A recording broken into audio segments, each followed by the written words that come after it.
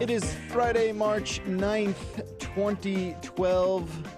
This is the 404 show, only on CNET TV. I am Jeff Bacalar. And I am Justin Yu, and this is the show where, hey, it's the 90s. Hey, it's the 90s. People are doing crazy things. You know? Screw it. We're doing it all ourselves today. Cats and dogs living together. Yeah. Mass hysteria. Look down. There it is. There it is. So I hope you're watching the video today because we've got a lot of really special camera shots.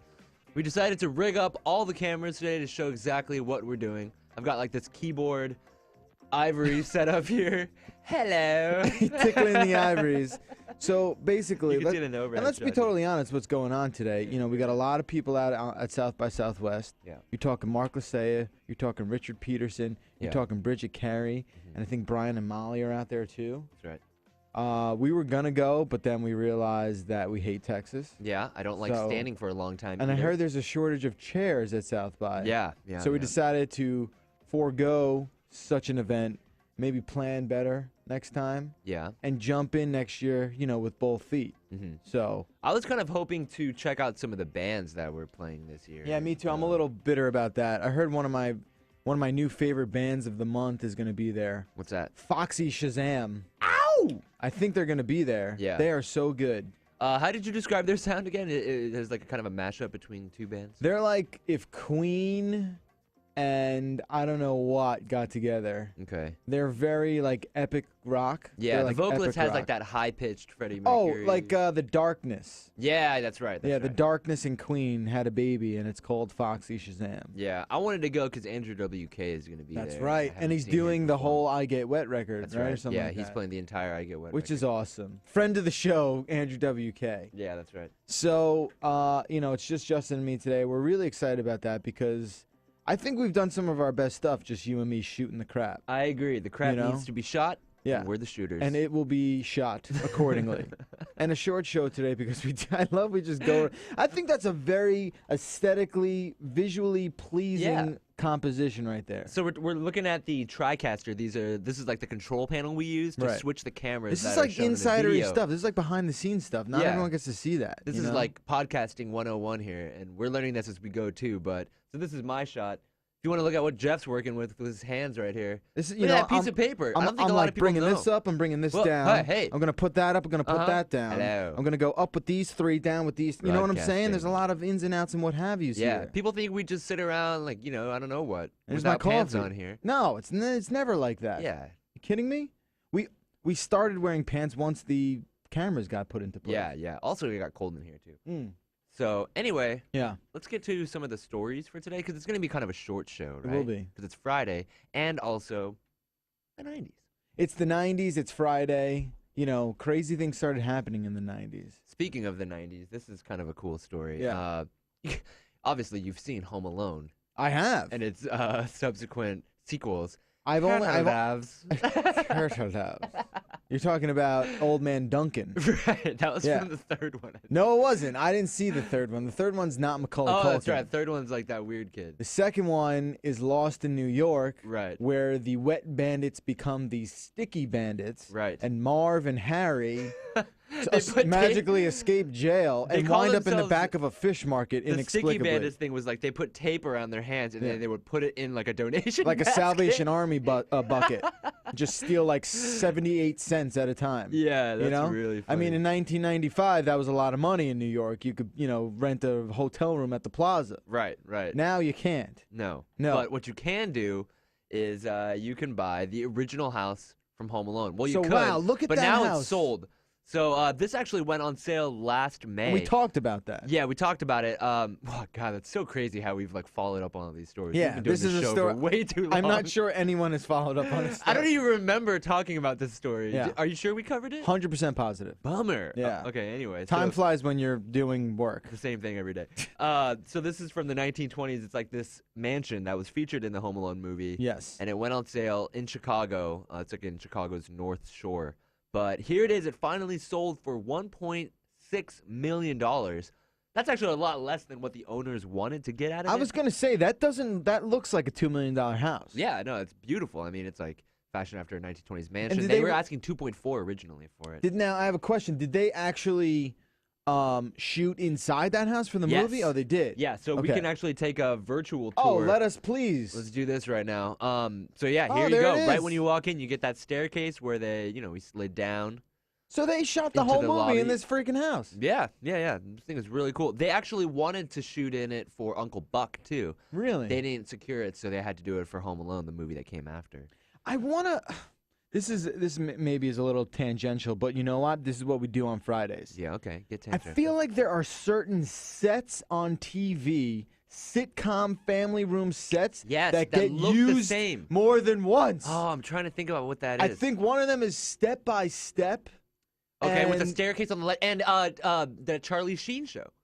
No, What is that? what? Two and a Half Men? Two and a Half Men. No, yeah, I don't know. I feel like, and maybe the chat room can help us out, because I'm almost positive there's at least 2 or 3 sitcoms that shared the same set. Maybe Right. they're on the same lot. Maybe they didn't want to, break the set down and they wanted to keep it together. Yeah. I feel like there are certain, and, they're completely designed differently. You know what I mean? Like, Right. totally different color schemes, but the furniture, the bare bones, the blueprints of that set are intact. Right. I don't know what the hell those ones are, though. I'm trying to. Yeah, I You know feel what like I I've mean? had this thought before when I've been watching, and they're always in the 90s too. Always. It's always like the living room setup, and then there's a staircase on the left-hand side Right. next to the Right. entrance. I feel like What is Step. that? Is it like, I don't know. I feel like it's like I can't put my finger on it. Yeah, it's like some weird Maybe glitch it's in the just Matrix. that.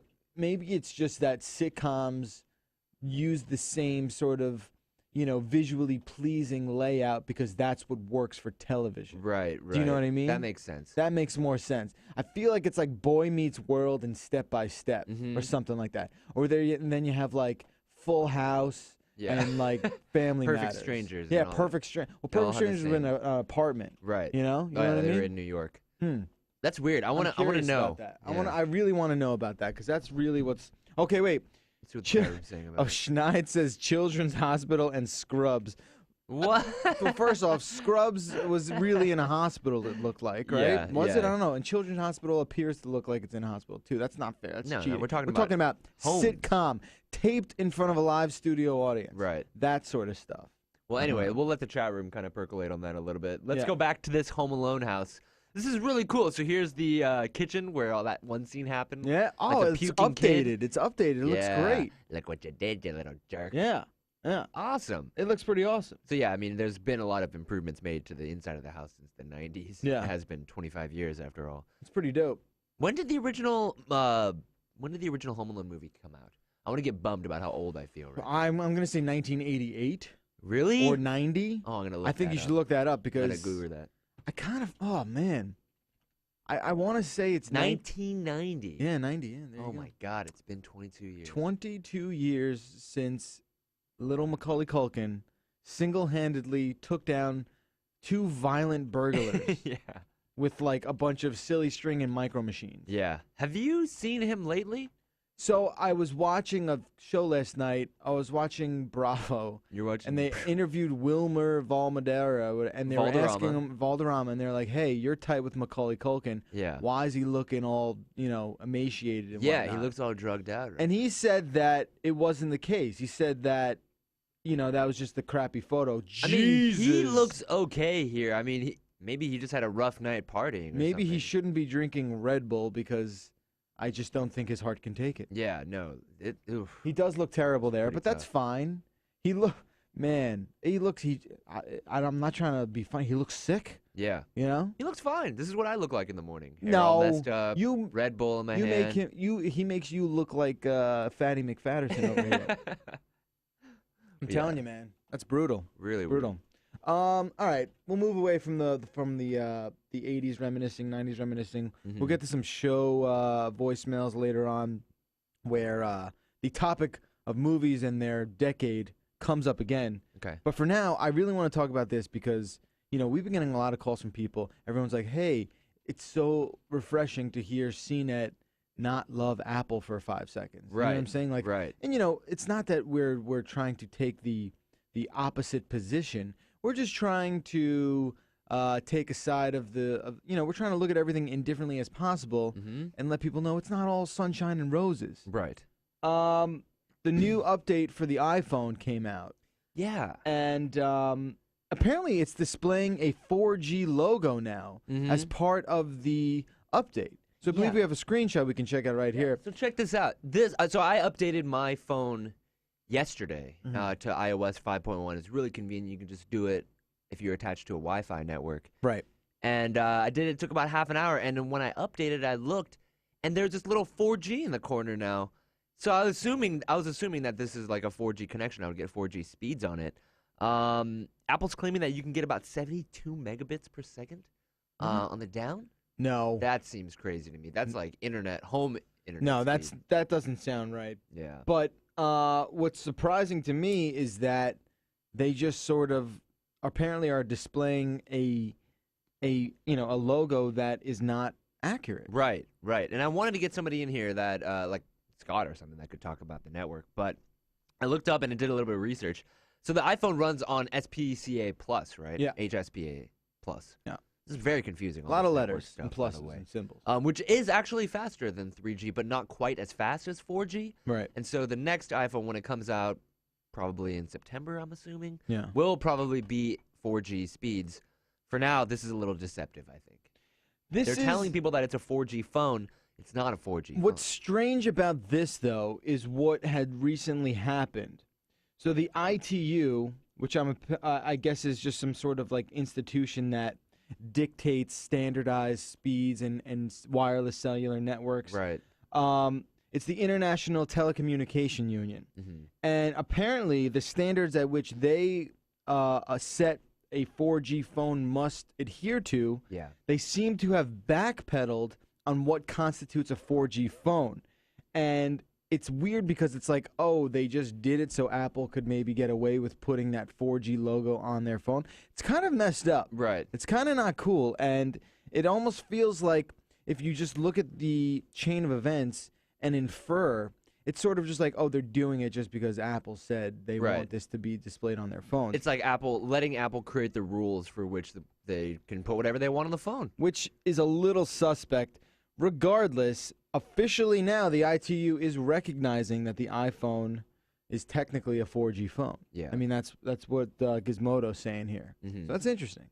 But like also The Verge did their own speed Like comparison, test here. And it was literally getting the exact same speeds as a 3G. So there's hardly any jump whatsoever. So here, check this out. So are they saying that the 4G?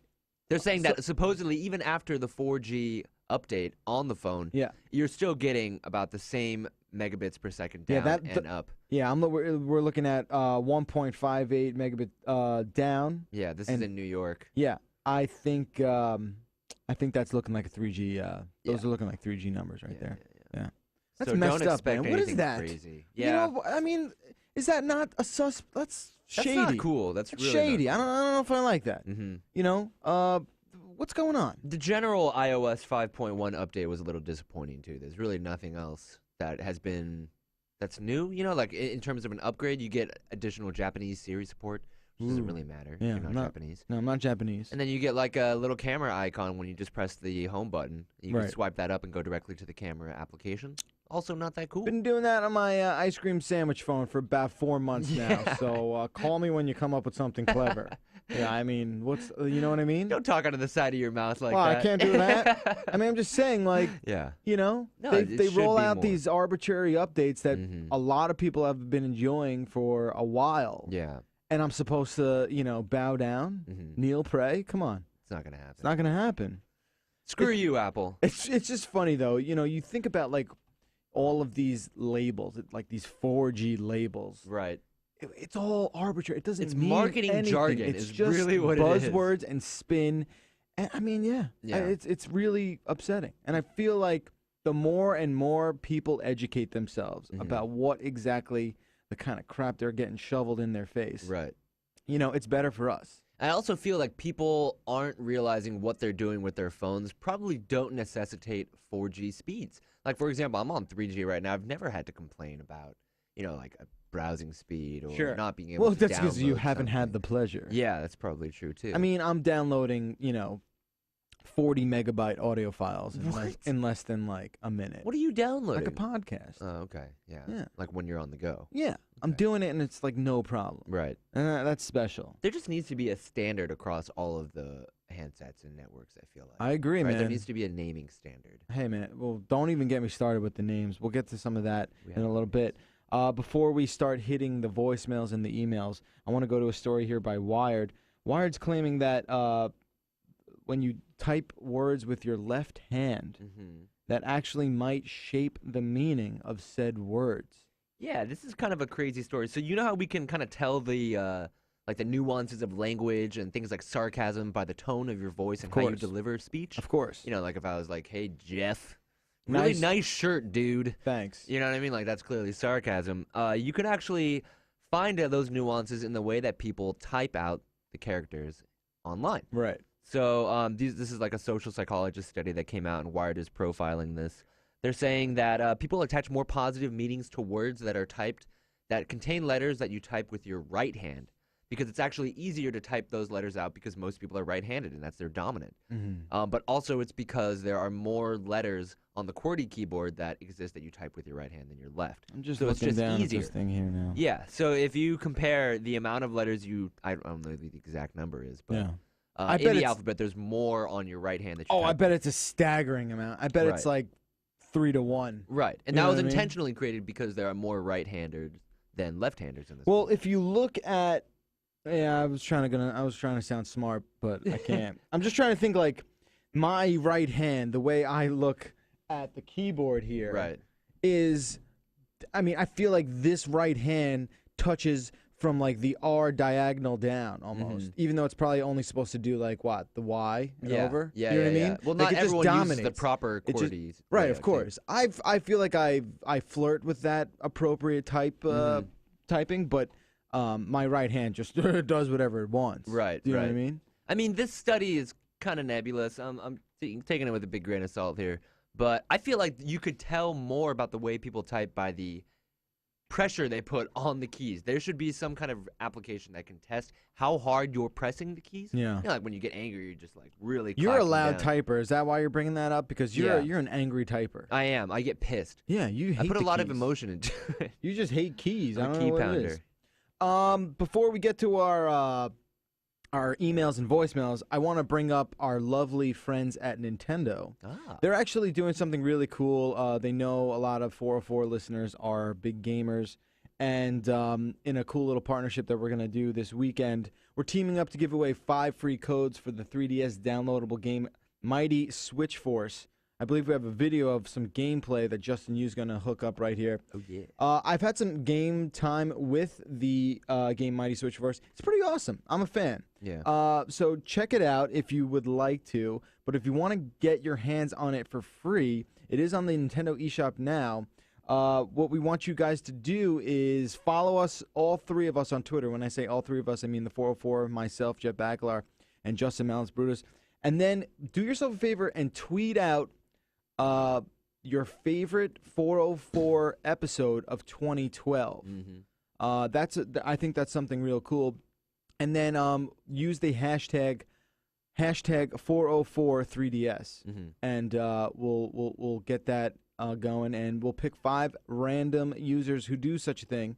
And on Monday, I'll send out 5 codes to these winners. Nice. So it's a really good game, platforming at its finest, a lot of cool game mechanics. I'm a big fan of the game. So check it out, and we will give away a code to 5 lucky winners on Monday.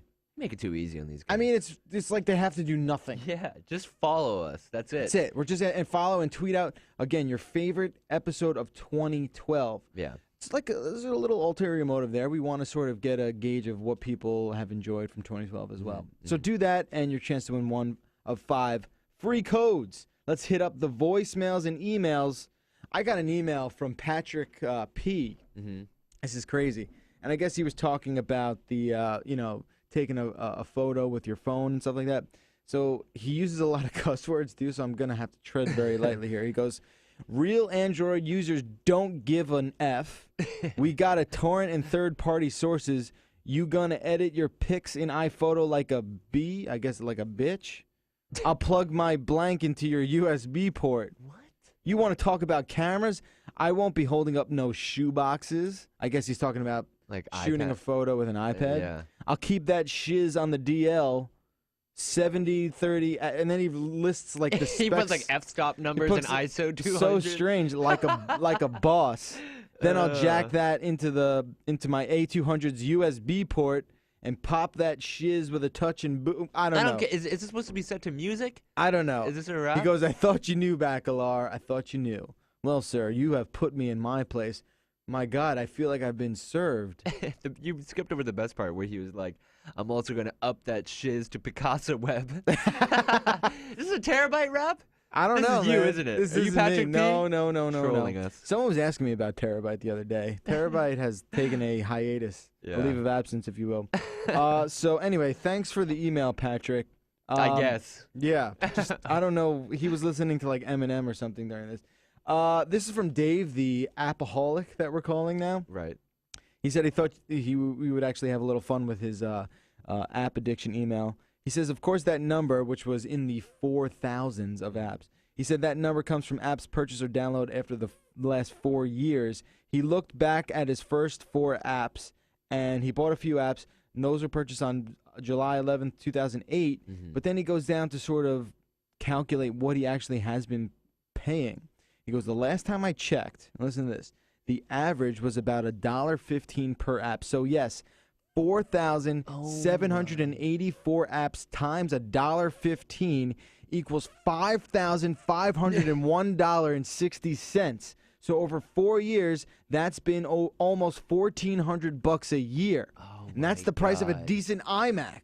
So yeah, he's been spending a lot of money. I can't believe that. And he's admitting it too, which I think is super brave. I mean, I think it's fine if he's actually spending time playing these apps and getting a good lifespan out of each of them. You know what I mean? But if he's doing what I think everyone does with their iPhone apps is look at them for 3 minutes And then forget about it. Yeah, or delete it. Because they get lost in the ether. And because no one cares and no one spends money developing them. Yeah, right? that's a lot of money. I mean, Dave, if you can afford it, more power to you, man. That must be nice being able to afford $1,400 of apps a year. Yeah. That's sick, man. If you can afford it, more power to you. I wonder if what not, else he spends his money on. I'm sure there's some sort of 12-step program you can enroll yourself. Right. Stop that. And why are you paying $6 for Solitaire? That's what my question is. Don't pay for Solitaire. He said $5.99 for a game called Solitaire Forever, which I can't imagine being much different than 1,000 other free Solitaire I don't games. know. You make a damn good point.